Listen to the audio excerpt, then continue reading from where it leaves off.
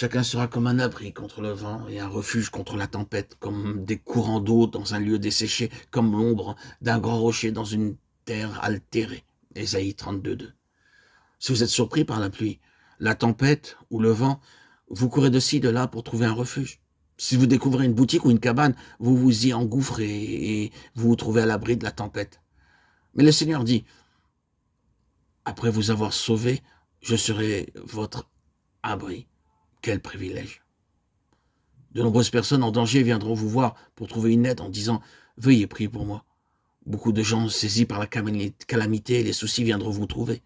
Ce sera votre privilège d'être une source de réconfort et de force pour toutes ces âmes exposées à un grand besoin. Tel un fleuve pourvoit en eau une région sèche, ainsi vous ressemblerez à un fleuve dans un pays desséché.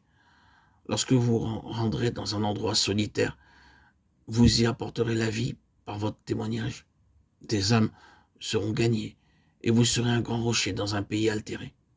Si vous êtes sauvé par sa grâce, alors il est votre abri et il fait de vous un abri pour les autres.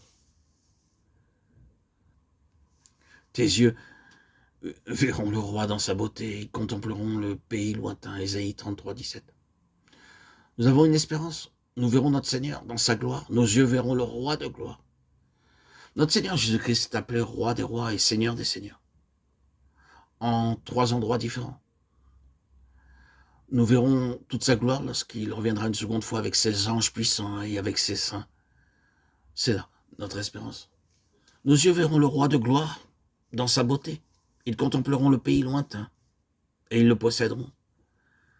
Toute l'armée des cieux se dissout, les cieux sont roulés comme un livre et toute leur armée tombe comme tombe la feuille de la vigne, comme tombe celle du figuier. Ésaïe 34:4. Il nous est rappelé ici comment le Seigneur a fait de nous sa propriété. Le soleil, la lune, les étoiles lui appartiennent. Mais ils ne sont pas sa portion. Ils passeront, Psaume 102:27. Tout comme nous nous débarrassons d'un vêtement sale après usage. Lorsque nous achetons un vêtement, nous en prenons soin pendant 2 ou 3 mois parce que, quelle que soit sa qualité, un jour, il sera vieux. Or, quand les vêtements sont usés ou déchirés après avoir été portés longtemps ou qu'ils sont usés pour d'autres raisons, nous les jetons. Cependant, nous sommes très précieux devant Dieu. Ayant reçu le Seigneur Jésus-Christ, nous pouvons vraiment dire avec joie et hardiesse que nous vivrons éternellement avec des corps glorifiés et immortels dans un royaume céleste qui ne passera pas. Les feuilles très sèches n'ont pas besoin d'être secouées par un vent fort pour tomber. Elles tombent d'elles-mêmes sans être secouées. De même que les feuilles sèches tombent facilement sans l'aide du vent, ainsi un jour, tout ce que nous voyons à présent tombera et disparaîtra. Il y aura alors une nouvelle création qui parlera de la gloire de Dieu, selon Apocalypse 21:1. Puis, je vis un nouveau ciel, une nouvelle terre, car le premier ciel, la première terre avait disparu et la mer n'était plus. Nous sommes en train d'être préparés en vue de la nouvelle création pour une chose éternelle qui ne passera pas. Mais notre Seigneur Jésus utilise ses propres voies et ses propres méthodes afin de nous préparer pour cette création.